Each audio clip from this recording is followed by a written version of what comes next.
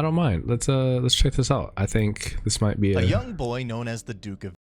I want to see this. Kind of intrigued. Cursed boy is sent away to live in an old mansion with a seductive maid. Again with these titles, you know what I mean. Cursed duke who kills everyone he touches lives in a mansion in the forest with only a butler and a seductive maid for company. That's a cool power. I mean, not very cool for the people he touches, but I like it. I like the what is it called? The hook. That is the hook right there.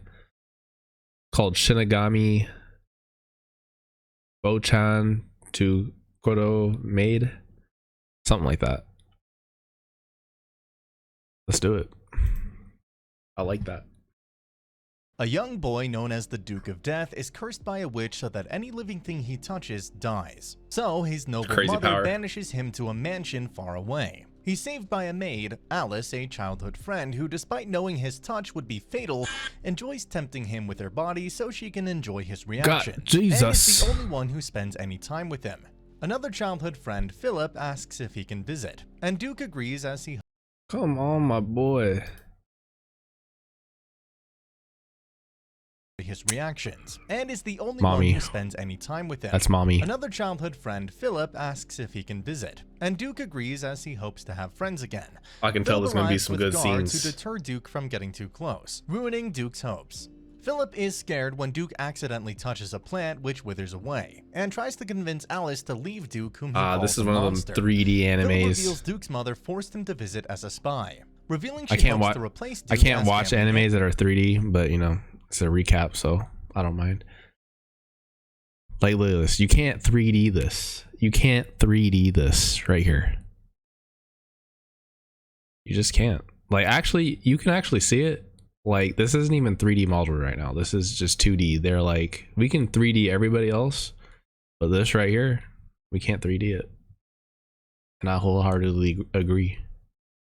With his younger brother and cut Duke off from the family entirely. Philip then leaves, swearing to never visit again. Duke is heartbroken but swears to one day break his curse and repay all of Alice's kindness by confessing his love and asking her to marry him.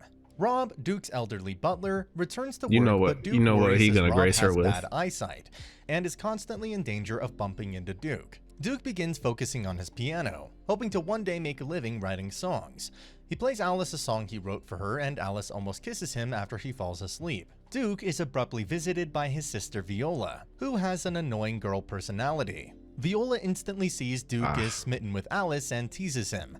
She surprisingly tells Duke to break his curse quickly so he can come home. She then bumps into Rob accidentally, revealing she has a crush on him. A cat wanders into the mansion, putting Duke on edge as he can't predict if the cat will try to touch him. Rob finds a confusing note in its collar asking for forgiveness, leading Duke to believe the cat was abandoned. Releasing it outside, Duke sees it actually has a wife and several kittens. Later that night, Duke asks Alice to dance, and though it is difficult, they manage to waltz without touching. With the dance over, Duke nervously asks Alice how she feels about him. Does it work through his clothes? She loves and adores him. Alice asks Duke to a festival in town.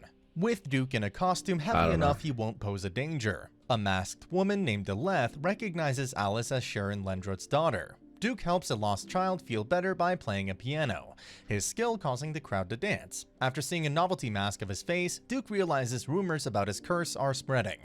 Alice tells Duke a tale about a princess whose prince was imprisoned on the moon, so every year she sends him a kiss. Duke becomes depressed that even on a date he cannot touch Alice, but she assures him being close is enough. Later, Alice summons him to her room, and while she pretends it is for perverted reasons, she just helps him relax so he can sleep. I want to know, like if he just like spit in her face, would she die? Like, does he have long range killing abilities? Because I feel like that should be a part of it, right? Call me crazy. I feel like he's got long range killing ability. Duke invites her on a boat to watch a meteor shower, but when she falls in, he is unable to catch her. Damn, that's Alice tough. demands a kiss, even if it kills her. A kiss? But when he refuses, she reveals it was a trick, so she could tip him in the water as well. They miss the meteors, and Duke is upset he couldn't tell Alice he loves her like he planned. Alice doesn't mind and tells him to try again at the next meteor shower in 10 years. Duke worries when Alice stops teasing him, but is relieved to discover she just has a cold. She is built After she different. recovers, Alice asks Duke to spend the day in the snow and gives him a scarf she knitted. Returning inside, Alice notices she dropped an earring that belonged to her mother. Duke sneaks outside to locate it, but passes out in the cold. A nearby bat transforms into a girl and helps him recover. When she discovers he is a noble helping a maid, she decides he has potential, uses magic to find the earring, and introduces herself as Cuff, a witch. Cuff. Duke invites her inside, where Alice is happy he found her earring. Cuff explains that she distrusts humans, as witch hunters killed her parents, and being half human, witches avoid her, so she never learned about curses. She reveals her friend might know something, but when Duke suggests she seemed to really like her friend based on how much she trusts him, she jumps out a window and vanishes. Alice reminisces about one of the last times Duke was able to touch her, defending her from bullies, and he claimed snow makes her look like a snow fairy. Viola visits and declares Alice must learn how to make a cute face. Unfortunately, Alice is already a master of appearing cute towards Duke, whereas Viola embarrasses herself making a cute face at Rob. Viola insists on helping Alice cook, but keeps getting distracted by Rob. She admits to being jealous Duke has people to support him through his curse, and reminds him to find a cure before their younger brother becomes heir. Duke takes Alice ice skating and meets a white crow that transforms into a human named Zane, a magic user and Cuff's friend. They decide to take part in ice skating. That is not a Duke human. becomes jealous of Cuff and Zane that they can have physical contact, whereas Zane is jealous Duke and Alice can be honest about their feelings. Cuff decides to take Duke to the next witch's sabbath, where Duke might locate the witch that cursed him. Viola decides to stay the night in Alice's room, where they discuss love and Viola's desire for an older sister, since her mother tends to ignore her. Alice advises Duke to pay more attention to his sister in the future. Jesus! She is built different, my guys.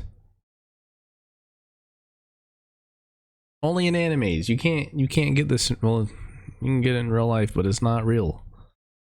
Jesus, she is built different. Pay more attention to his sister in the future. Duke realizes that his conservatory is overgrown. Using his curse, he kills the unnecessary plants, then, despite them being dead, braids the flowers into a crown for Alice. A cat steals Alice's gown while she showers, forcing her to wear Duke's coat and allowing ample opportunities to tease him.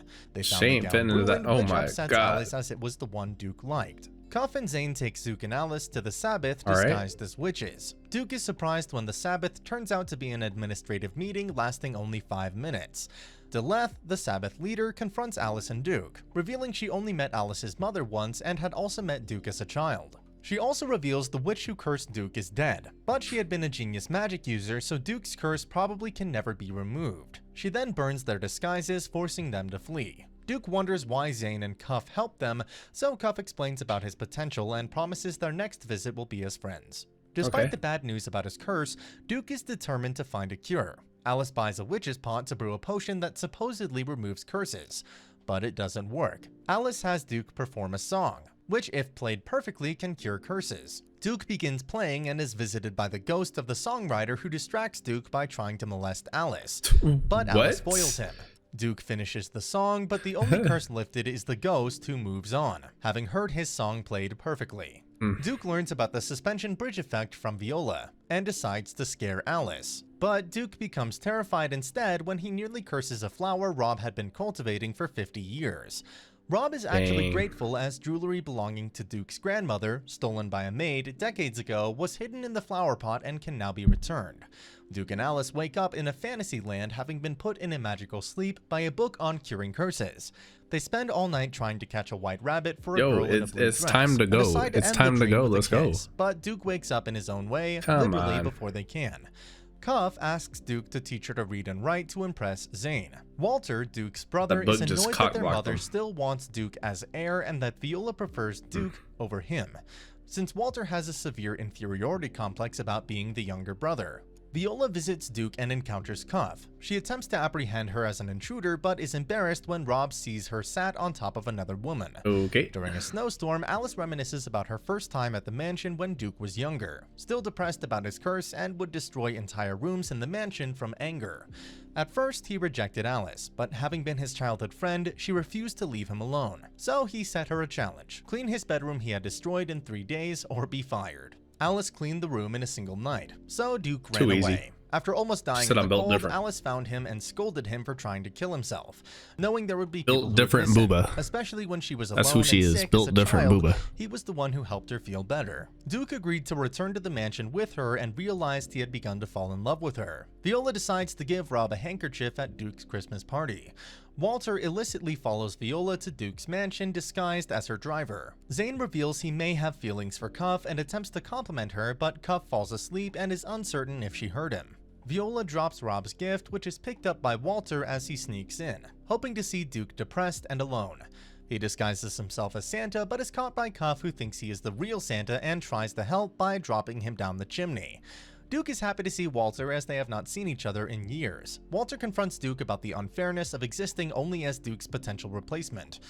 Duke settles an argument between Viola and Cuff over Rob's gift, which Cuff mistakenly thought was her gift from Santa. Walter wagers with Duke that whoever discovers the cure to Duke's curse would become the heir. Walter tries to leave but ends up stubbornly stuck outside in the snow, having remembered he is Viola's driver and can't leave without her.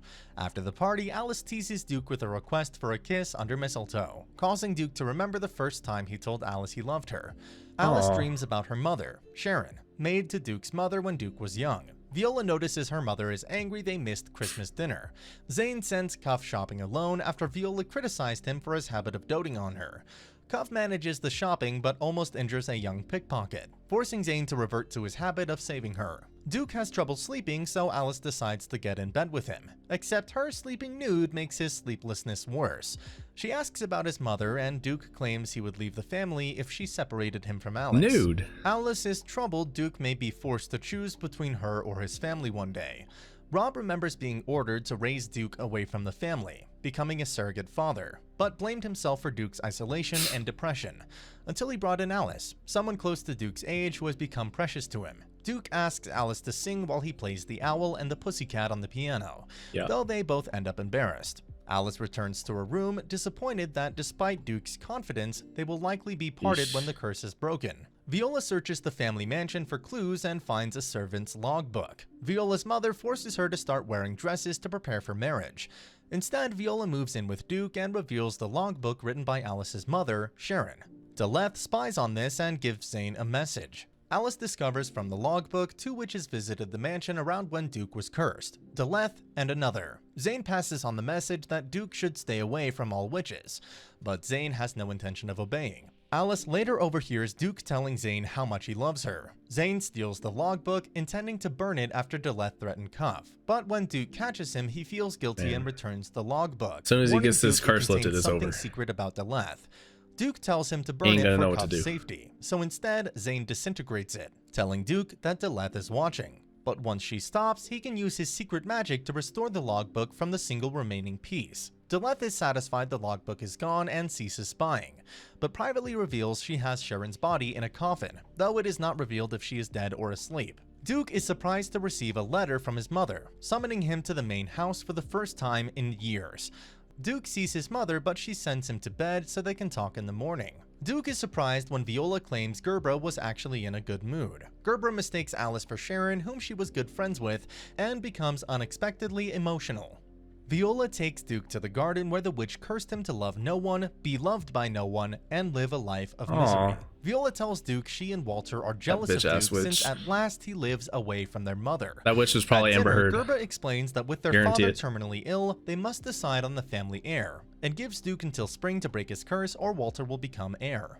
Duke gives an impassioned speech about his love for Alice, but when Gerbera refuses to let him marry a maid, he accuses her of treating her children like possessions before storming out. Privately, Gerbera is proud Duke was able to stand up to her. Duke returns home with Alice and tells her what he said to Gerbera, but he still wants to marry her no matter what.